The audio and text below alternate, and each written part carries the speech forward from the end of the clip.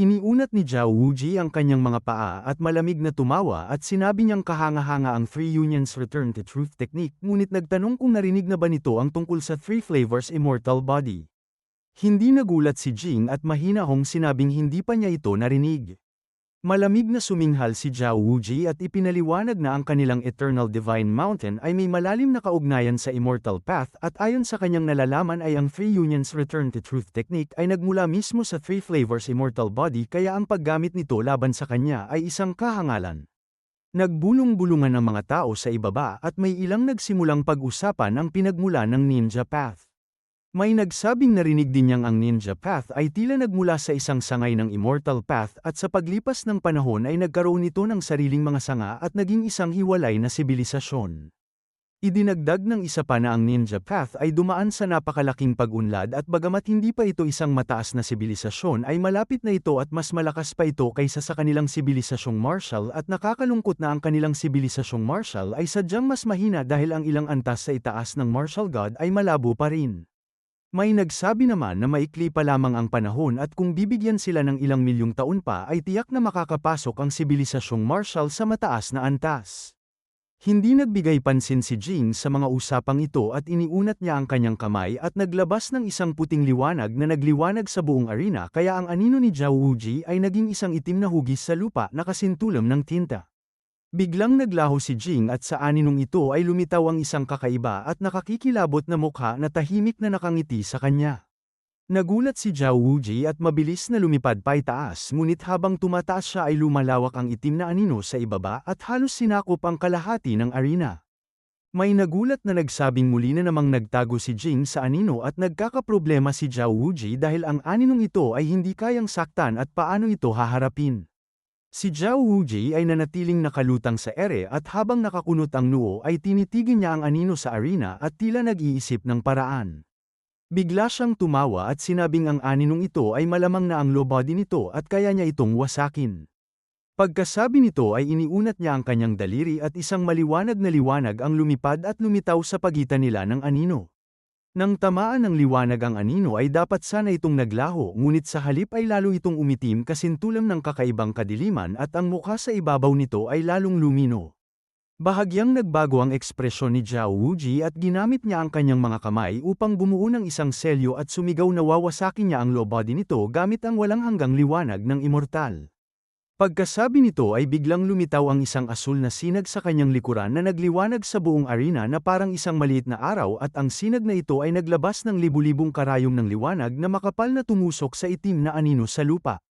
Nang tamaan ng mga karayom ng liwanag ang anino ay umalingasaw ang usok at naglabas ito ng hindi mabilang na itim na singaw at pagkatapos ay bumaluktot at lumiit at mabilis na naging isang itim na linya na parang isang ahas na umiwas sa lupa.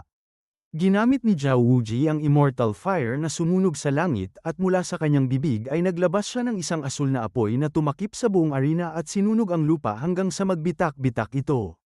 Ang apoy na ito ay sadyang pambihira at ang mga dila nito ay parang mga simbolo na may napakalaking kapangyarihan na kayang sunugin ang lahat ng bagay. Nagulat si Ding Wei at sinabing wala nang magagawa si Jing ngayon at tila hindi rin mahina si Zhao Wuji. Isang mahabang sigaw ang narinig at tila hindi na nakayanan ni Jing ang asul na apoy at bigla na lamang siyang lumitaw sa ere at ang kanyang katawan ay bumaluktot at pumulupot na parang baging at patong-patong na binalot si Zhao Wuji. Maliban sa mga longevity realm na master ay kakaunti lamang ang nakakita kung paano siya lumitaw sa likod ni Zhao Wuji. Malamig na sinabi ni Jing na lasapin nito ang lasa ng Death Entanglement at sa unang pagkakataon ay may emosyon ang kanyang tinig at tila nasunog siya ng apoy at medyo nagalit. Ginamit ni Zhao Wuji ang kanyang kakayahan at mula sa mga butas ng kanyang damit ay naglabas ng hindi mabilang na nakamamatay na sinag na kasantalas ng espada at pinagpira-piraso ang katawan ni Jing na nagkalat sa lupa. Nag-aalinlangan si Ding Wei kung natalo na ba si Jing ngunit umiling si Jin Shanbai at sinabing siya ay nasa anyong anino pa rin at hindi maaaring patayin, o sa mas eksaktong salita ay ang anino mismo ang kanyang low body. Gaya ng inaasahan ay ang mga bumagsak na bahagi ay biglang naging mga itim na anino at muling sumugod kay Zhao Wuji. Ang dalawang panig ay naglabas ng kani-kanilang kakayahan at sunod-sunod na ginamit ang kanilang mga divine ability at lihim na sining at walang sino man ang nangahas na magpabeya at ang mga manunood ay nangangha sa kanilang nakita. Maging ang ilang longevity realm na master ay hindi napigilan ng pagpuri at inamin nilang noong sila ay nasa martial dominator pa lamang ay hindi nila kayang gawin ang ganoong antas.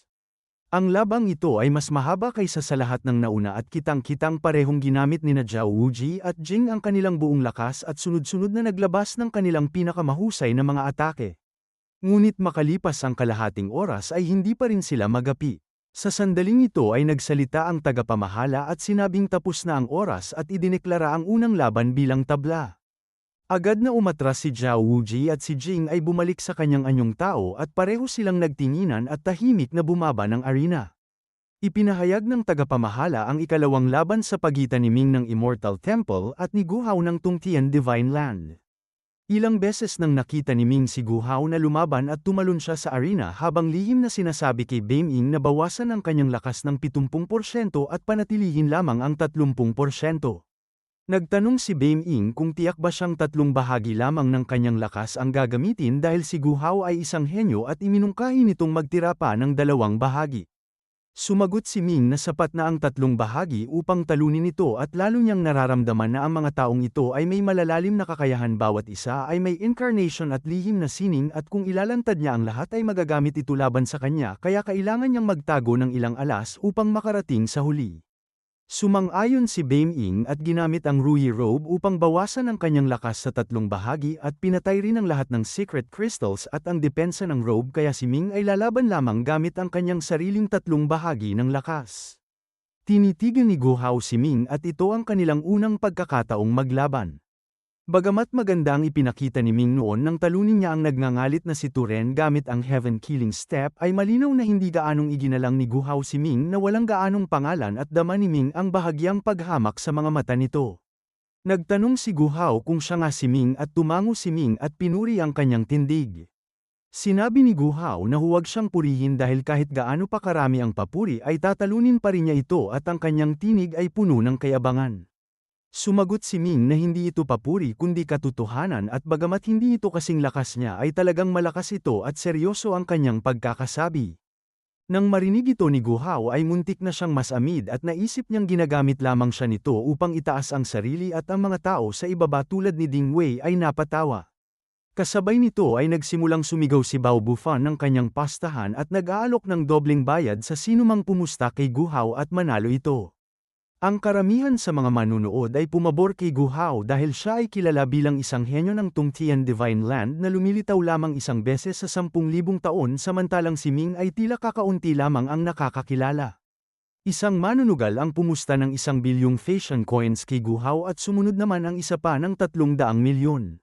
Sa arena ay hindi na hinintay ni Ming si Bao Bufan at sinabi niyang dahil si Gu Hao ay isa ring martial artist ay maglaban na lamang sila sa pamamagitan ng kamao na siyang pinaka-orihinal at pinakamaliksi na paraan ng pakikipaglaban at maraming malalakas na martial technique ay kadalasang nagmumula sa sining ng kamao. Malamig na tumawa si Gu Hao at nagtanong kung naghahanap ba ito ng kamatayan ngunit pagbibigyan niya ito. Nagkibit ng balikat si Ming at sinabing huwag masyadong kumpiyansa dahil baka madismaya ito sa huli. Sumugod si Gu Hao na parang palaso at agad na nakarating sa harap ni Ming at ang malakas na hangin ay nagpalipad sa kanyang damit at buhok at hindi maikakailang napakahusay ng kanyang sining ng kamao na hindi mas mababa sa sinumang nakalaban ni Ming noon maging sa mga henyong nakita niya sa Trial Land. Sa harap ng paparating na kamao ay ngumiti si Ming at sumuntok din kamao laban sa kamao. Ang kamao ni Gu Hao ay mabagsik at malakas samantalang ang kanya ay tila malambot at mabagal, magkaiba ang estilo kaya nang magtagpo ang dalawang kamao ay walang anumang tunog. Sa kanyang paglalakbay ay naabot ni Ming ang sukdulan sa lahat ng uri ng lakas at ang kanyang pag-unawa sa lakas ng kamao ay malayong mas mataas kaysa sa karaniwang tao kaya kahit si Gu Hao ay isang henyo ay mas mababa pa rin ito kumpara sa kanyang mga nagawa noon at sa sandaling magtagpo ang kanilang mga kamao ay agad na nakuha ni Ming ang sentro ng bigat ni Gu Hao at biglang bumangon ang kanyang kumpiyansang kontrolin ang kalaban. Sa kabilang panig ay hindi naman naramdaman ni Gu Hao na mas mataas ang lakas ni Ming ngunit sa hindi malamang dahilan ay biglang nakaramdam siya ng kawalan at isang napakasamang pakiramdam. Sa sandaling ito ay puno ng kasiyahan si Ming, natuwa siya sa pakiramdam ng malayang pagdaloy ng lakas sa kanyang katawan, natuwa siya sa pagdaloy ng kanyang buong puwersa na kanyang ginagabayan at sa huli ay sumasabog upang saktan ang kalaban. Mula pa sa simula ay isa siyang tunay na martial artist na nagnanais na suntukin ang mabangis na tigre sa hilagang bundok, sipain ang dragon sa timog na dagat, putulin ang ulo ng kalaban sa isang espada, at pumatay ng tao sa 10 hakbang. Maging ang puwersang dumadaloy sa kanyang katawan ay tila naramdaman ang kanyang kalooban at sila ay naging masiglang mga espiritu na biglang sumigla na parang nagkaroon ng sariling karunungan na nagpadali at nagpadulas sa kanyang pagdaloy ng lakas at may bahagyang pakiramdam ng pagiging banal at malinaw at hindi na niya kailangang sadyang paandarin ang kanyang lakas dahil kusa na itong gumagalaw upang makamit ang iba't ibang kamanghamanghang epekto. Sa kabilang panig ay ibang-iba ang naramdaman ni Gu Hao. Pakiramdam niya ay napasok ang kanyang katawan sa isang malagkit na putik at hindi makagalaw at ang kanyang kamao ay tila dumikit at sumusunod lamang sa galaw ni Ming at maging ang kanyang kalooban ay naapektuhan at pakiramdam niya ay mas mababa siya kay Ming at tuluyang napigilan at sa harap nito ay tila isa siyang alipin at si Ming ang Panginoong may kontrol sa kanyang kapalaran. Nang maramdaman nito ni Gu Hao ay nagulat siya at nagalit at malakas na sumigaw at buong lakas na itinulak ang kamao ni Ming. Galit niyang tinanong si Ming kung anong lihim na sining ang ginamit nito at sa halip na sumagot ay magaang sumuntok si Ming. Isang suntok na tila walang palamuti at walang gaanong lakas ngunit tumpak na tumama sa kanyang balikat at kahit pakiramdam ni Gu Hao ay kaya niyang iwasan ito ay sa sandaling dumating ang kamao ay nakaramdam siya ng pagkalito sa oras at espasyo at hindi siya makaiwas at matigas niyang tinanggap ang suntok. Isang malutong na tunog ang narinig at ang patong-patong na mahiwagang lakas ay hindi pinansin ang nakakatakot na depensa ni Gu Hao at sunod-sunod na sinira ito at pumasok sa kanyang buto at nakaramdam si Gu Hao ng matinding sakit sa kanyang balikat at nabali ang kanyang buto. Sa kanyang pagkabigla ay mabilis siyang umatras at sa kanyang galit ay ginamit niya ang isang bihasa niyang divine ability na tinatawag na Earth-Shaking Kill na nagmula sa Tungtian Divine Feast at kayang sirain ng lupa at ipasok ang lakas ng pagpatay sa katawan ng kalaban upang lubusang saktan o patayin ito. Sinuntok ni Gu Hao ang lupa at ang mabigat na lakas ay pumasok sa lupa at parang kidlat na damaloy sa katawan ni Ming at sa isang saglit ay nakaramdam si Ming ng bahagyang sakit sa kanyang talampakan ngunit sa sumunod na sandali ay natuklasan niyang ang lakas na pumasok sa kanyang katawan ay mabilis na pinigilan ng kanyang sariling lakas at may katangiang nakaaangat sa lahat na lakas at tahimik itong sumama sa kanyang sariling puwersa. Nagtaka si Gu Hao kung bakit hindi gumana ang kanyang atake at sa halip ay ngumiti si Ming at sinabing may kakaibang interes ang kanyang divine ability at mariing tinapakan ang lupa. Yumanig ang lupa at direktang nabitak ang arena at ang mga tao sa labas ay nayanig at ang lakas na pumasok sa kanyang katawan ay tuluyan niyang inilabas kasama ang kanyang sariling karagdagang lakas. Ang hangin sa lupa ay bumaluktot at naging isang dragon na anyong hangin na umungal ng malakas at parang buhay at sa sumunod na sandali ay ang nagulat na si Gu Hao ay pinalipad ng isang mabagsik na puwersa at ang kanyang katawan ay umikot sa ere at naglabas ng dugo at ang kanyang mukha ay puno ng hindi makapaniwalang ekspresyon. Ang lahat ng nasa antas ng martial god ay biglang tumayo at sa pagkakamalay ni Ming ay parabang ang mga ito ay nakatingin sa kanya na may pagkainip na parabang isa siyang pambihirang kayamanan. Isang elder ng Tungtian Divine Land ang sumigaw kay Gu Hao na magtipid ng lakas at kahit hindi sang-ayon ay sumunod ito at bumaba ng arena. Ipinahayag ng tagapamahala na si Ming ng Immortal Temple ang nagwagi sa ikalawang laban at tuwang-tuwa si Bao Bufan dahil sa pagkapanalo ni Ming ay kumita siya ng mahigit 130 bilyong Phasian coins na kahit maliit na bahagi lamang ng 100 bilyong longevity coins ay isa pa ring napakalaking halaga para sa kanya. Nang bumaba si Ming sa arena ay lalapitan sana siya ni Ding Wei upang batiin ngunit pinigilan siya ni Jin Shanbai. Nagtaka si Ding Wei kung bakit siya hinailan nito at sinabi ni Jin Shanbai na hindi ba nito nakikitang may napagtanto si Ming at hindi ito dapat gambalain dahil kung hindi ay tatanggalin ng temple leader ang kanyang balat.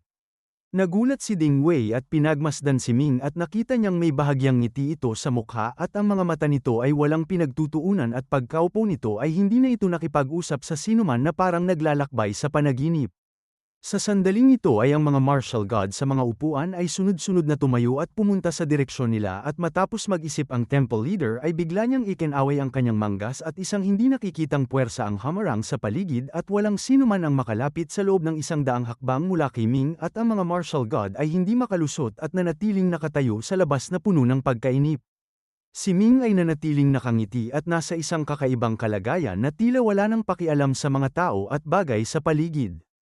Tinanong ng isang upper elder ang temple leader kung dapat bang palitan si Ming sa susunod na laban at tila may naisip ito ngunit hindi tiyak. Tahimik na pinagmasdan ng temple leader si Ming at nagtanong kung naramdaman din nila na ang lakas sa loob ng katawan ni Ming ay tila nagkaroon ng katangiang tila isang emperor at madaling pinigilan ang lakas ni Gu Hao. Nagulat ang mga upper elder at nagkatinginan at ang kanilang mga mata ay nagpakita ng malaking kagalakan. Sinabi ng temple leader na tila naabot ni Ming ang maalamat na antas ng martial dominator at tunay na nagkaroon ng katangian ng isang martial monarch at siya ay isang tunay na martial dominator.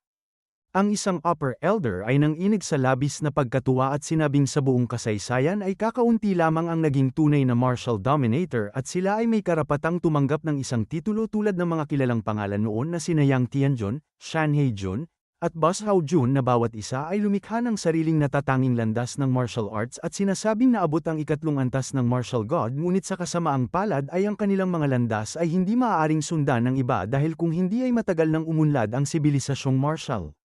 Ang temple leader ay may kakaibang liwanag sa kanyang mga mata at mariing sinabi na si Ming ay itinakdang magtagumpay sa landas ng martial arts at bago siya magising ay tatanggihan ng templo ang lahat ng laban at kahit isuko ang lahat ng interes ay hindi nila hahayaang maapektuhan ang kanyang pag-unlad.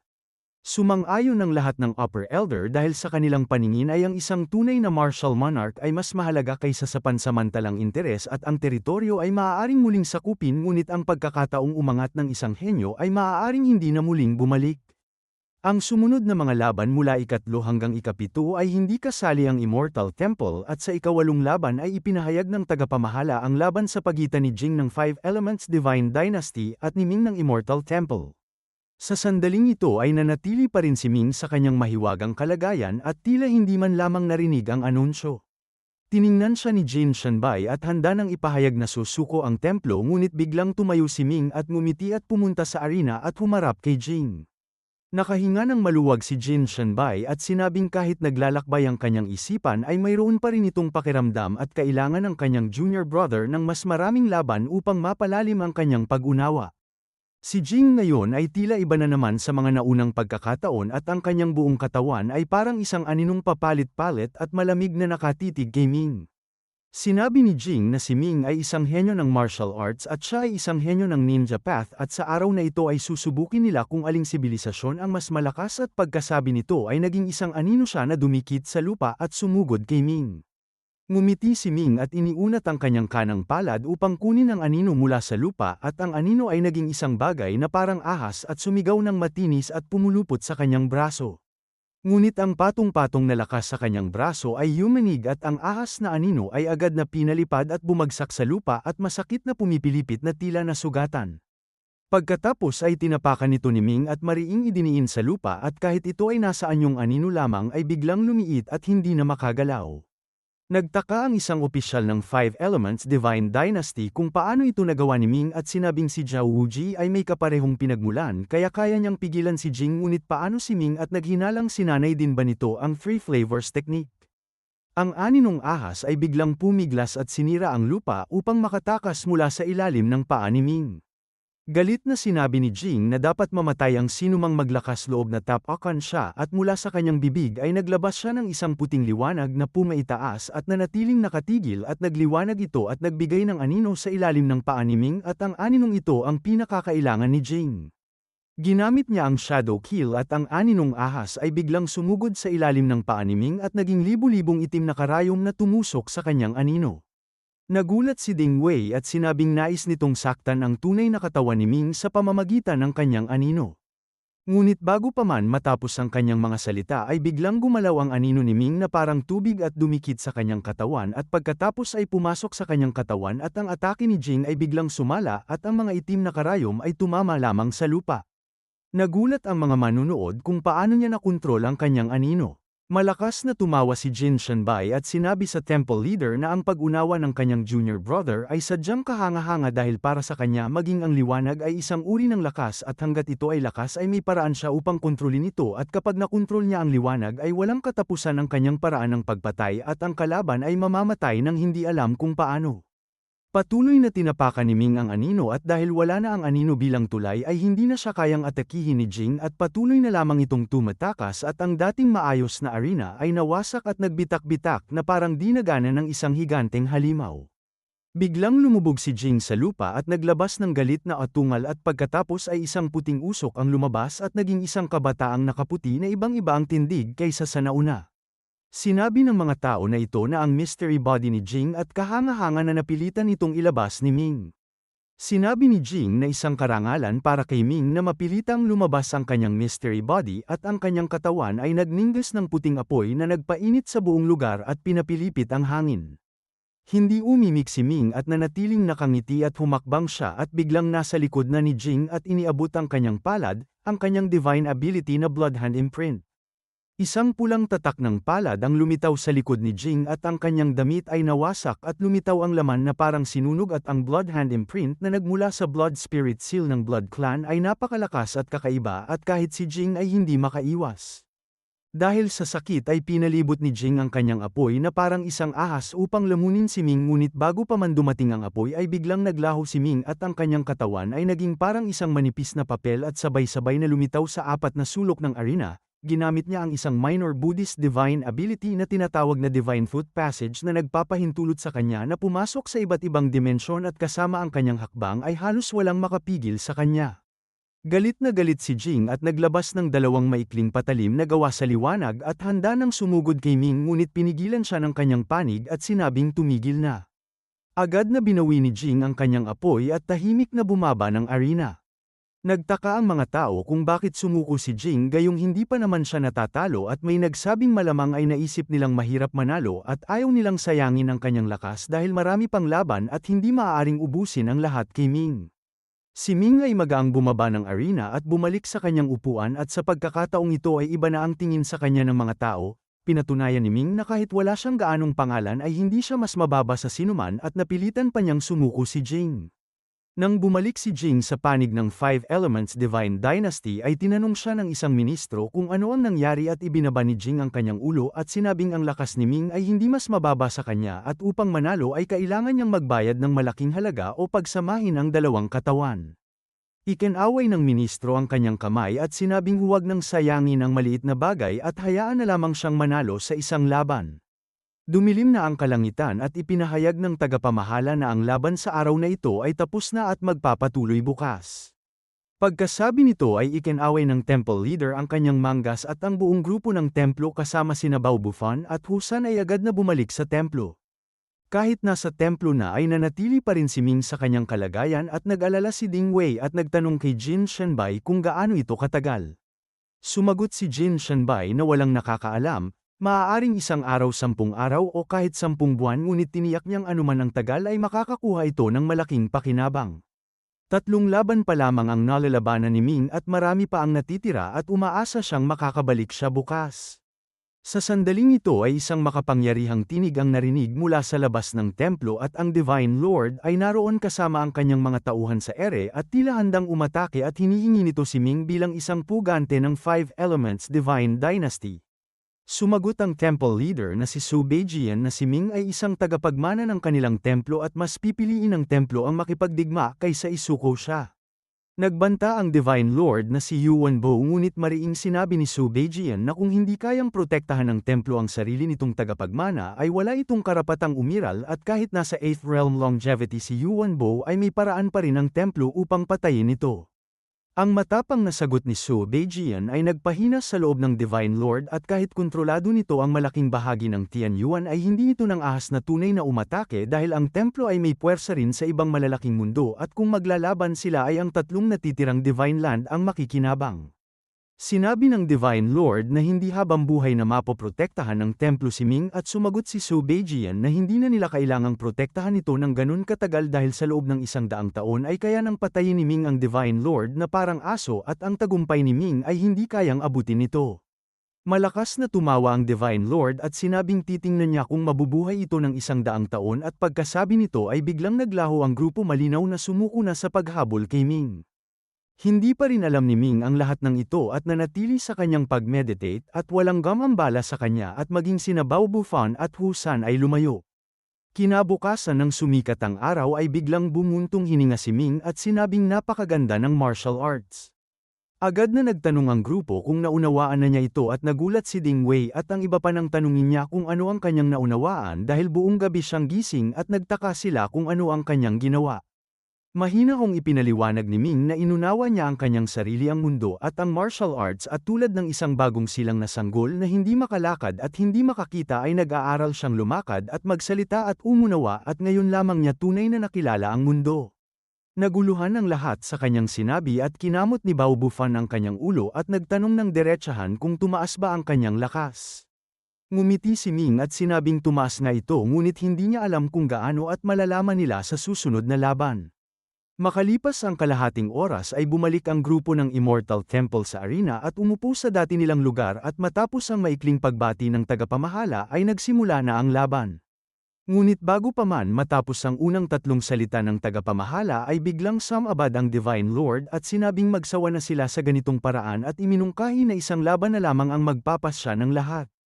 Nagkatinginan ang apat na Divine Ruler at naunawaan ang kanyang layunin. Bagamat malakas si Jing ay may limitasyon ang kanyang oras at dami ng laban at mas pabor sa kanya ang isang pasadang desisyon. Ngumiti ang apat na malalaking tao at pumayag sa mungkahi ng Divine Lord. Malakas na tumawa ang Divine Lord at nagtanong kung sino ang unang lalaban. Si Ming ang unang tumalon sa arena at sinabing dahil isang laban na lamang ay hindi na niya kailangang itago ang kanyang lakas at siya ang mauuna. Sumunod si Jinoo at sinabing nais niyang makipaglaban dito. Magalang na sumagot si Ming at sinabi ni Jinoo na bilang paggalang ay hindi siya magpapakalambot at umaasa siyang hindi ito masasaktan. Bagamat magalang ang kanilang mga salita ay pareho silang matigas at walang umaatres. Tatlong kakaibang liwanag ang bumaba mula sa kawalan at pumasok sa katawan ni Jinoo at ang kanyang kapangyarihan ay mabilis na tumaas at sa kanyang likuran ay lumitaw ang tatlong sinag. Sinabi ng mga tao na nakamit na ni Jinoo ang Origin Light at ang kanyang Origin Divine Technique ay nasa ikalimang antas na at ayon sa alamat ay kaya nang pumatay ng deity sa antas na ito. May nag-alala rin para kay Ming dahil mayroon itong tatlong sinag. Ngunit ngumiti lamang si Ming at isang malawak na puwersa ang bumangon mula sa kanya at sa kanyang likuran ay lumitaw ang isang ginintuan at maringal na trono na naglabas ng mabagsik at makapal na martial aura. May sumigaw ng martial throne at ang lahat ay tumayo at hindi makapaniwalang tinitigan ito. Kahit ang mga martial god at deity ay hindi alam kung ano ito at nagtanungan sila sa isa't isa ngunit kakaunti lamang ang nakakaalam. Ang lahat ng nasa ibaba ng martial god ay nakaramdam ng maharlikang aura mula sa trono at nagkaroon sila ng matinding pagnanais na sumamba kay Ming. Maging ang mga martial god ay naakit at nais lumapit na para bang sa gayon ay makakamit nila ang pinakamataas na karangalan. Nagtaka si Bao Bufan kung ano ang nangyari kay Ming at sa kanyang paningin ay bigla itong naging hindi maabot at ang kanyang lakas ay tila hindi mas mababa kay Jin Shanbai. Pabulong na ipinaliwanag ni Jin Shanbai na ito ang martial throne na kusang binuo ng lakas sa katawan ni Ming at nangangahulugang ang kanyang lakas ay hindi lamang nagkaroon ng espiritu kundi nagkaroon din ng dangal kaya ito mismo ang bumuo ng trono upang ipakita sa mundo ang kanyang pambihirang katangian. Hindi ito maunawaan ni Bao Bufan at nagtanong kung bakit noong naabot ni Ming ang antas ng Bright Force ay hindi pa ito lumitaw. Naiinis na sinabi ni Ding Wei na ang pagkakaroon ng espiritu ng lakas ay nagbibigay lamang ng kaunting buhay dito ngunit ngayon ay ang kanyang katawan at lakas ay mas matalino pa kaysa sa kanya at kahit nakapikit at hindi nag-iisip ay kaya pa rin niyang talunin ang malakas na kalaban at ang pinakamahalaga ay nagkaroon ito ng dangal. Nagtaka si Bao Bufan kung ano ang gamit ng dangal at sinabi ni Ding Wei na ang Tianyuan Continent ay kontrolado ng Heavenly Will at ang dangal nito ay hindi maaaring labagin. Kapag ang katawan at lakas ng isang tao ay nagkaroon ng dangal ay nangangahulugang siya ay naging isang sariling mundo at ang tagumpay na ito ay hindi nakakamit sa pamamagitan lamang ng pagsasanay kundi isang talento at swerte na lumilitaw lamang isang beses sa ilang daang libong taon sa Tianyuan. Nanginig si Bao Bufan at nagtanong kung anong antas ang narating ng mga naunang nagkaroon nito at sinabi ni Jin Shanbai na kakaunti lamang sila at sila ang tunay na martial monarch na handang lumunok ng mga bundok at ilog at saan man sila pumunta ay sila ang mga hari at ang kanilang mga tagumpay ay kabilang sa nangungunang 10 sa kasaysayan ng Tianyuan. Ang mga manunood ay labis na namangha at hindi nila inaasahang makakakita ng ganoon kahusay na kwento at may nagtanong kung nangangahulugang wala nang makakatalo kay Ming ngunit may sumagot na ang martial throne ay higit na kumakatawan sa potensyal kaysa sa kasalukuyang lakas. Maging si Jinoo ay nabigla at sa harap ni Ming ay nakaramdam siya ng labis na kaliitan at ang kanyang hininga ay halos maputol. Pinuri niya si Ming sa pagiging isang maalamat na martial king, isang karangalang hindi nakamit sa loob ng ilang daang libong taon, ngunit hindi siya susuko at kahit isa itong hari ay handa siyang makipaglaban at ang kanyang mga mata ay kumislap ng kakaibang liwanag. Kumunat ang noo ni Jin Shanbai at sinabing malaki ang ambisyon ni Jinoo, nais nitong agawin ang martial throne ni Ming. Nagulat si Bao Bufan at nagtanong kung maaaring maagaw ito at ipinaliwanag ni Jin Shanbai na ito ay tulad ng isang korona na simbolo ng karangalan at kung makatagpo ito ng mas matatag na kalooban at mas mahusay na talento ay maaaring ilipat ito sa iba. Nag-alala si Bao Bufan ngunit sinabi ni Ding Wei na may tiwala siya kay Ming at sa kanyang pagkakaalam ay wala pang naagawan nito sa kasaysayan. Sumang-ayon si Jin Shanbai ngunit idinagdag na ang mga may ganitong karangalan ay kadalasang kinaiinggitan ng langit at umaasa siyang malalampasan ni Ming ang anumang panganib. Sa ibaba ay malamig ang tingin ng Divine Lord kay Ming, kahit sa usapin ng Hautian sect o sa kanyang naunang saloobin ay itinuring na niya itong kalaban at iniutos niya sa kanyang ministro na pagkatapos nito ay agad na ipapatay si Ming sa pamamagitan ng isang organisasyon ng mga mamamatay tao na tinatawag na Moon Center Pavilion na may mga longevity realm at kayang kumuha ng mga eksperto mula sa Beyond Heaven at wala pang nabuhay na target nito. Si Ming ay nakatayo na nakalagay ang mga kamay sa likuran at ang kanyang buong katawan ay nasa isang mahiwagang kalagayan at ang bawat selula niya ay nagsasaya at nais niyang umangat pa upang galugarin ang hindi kilalang landas ng martial arts at ang lahat ng ito ay nagpabago ng kanyang tindig at nagpaliwanag sa kanya sa karamihan.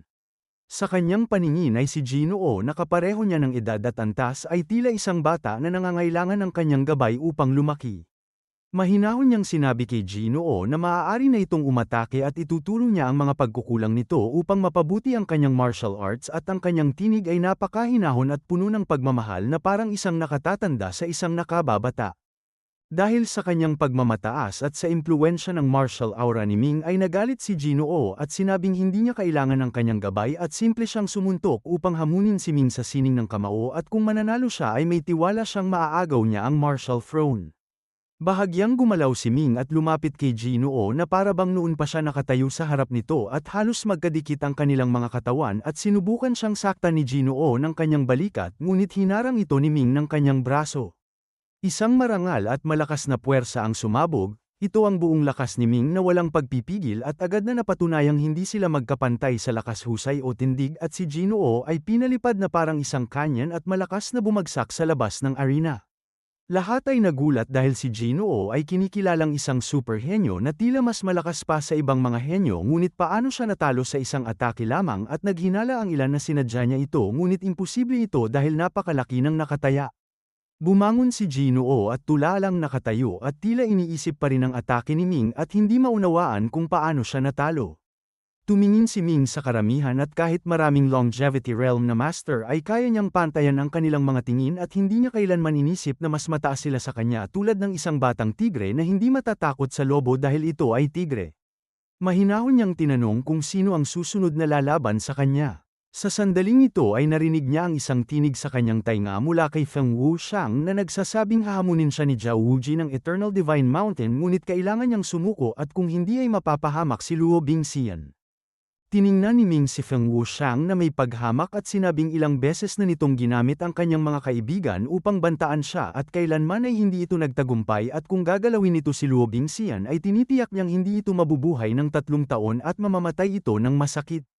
Galit na tumayo si Feng Wuxiang at sinabing ipahuhubad niya ito at pagsasamantalahan at tinanong kung kaya niyang tiisin ito. Umiling si Ming at sinabing hangal pa rin ito dahil hindi na siya ang dating Ye Ming kundi isang tagapagmana ng Immortal Temple at hindi siya maaaring takutin ng ganito. Bago pa man matapos ang kanyang mga salita ay biglang inabot ng temple leader na si Su Beijian ang kawalan at inilabas si Luo Bingxian na natutulog ng mahimbing.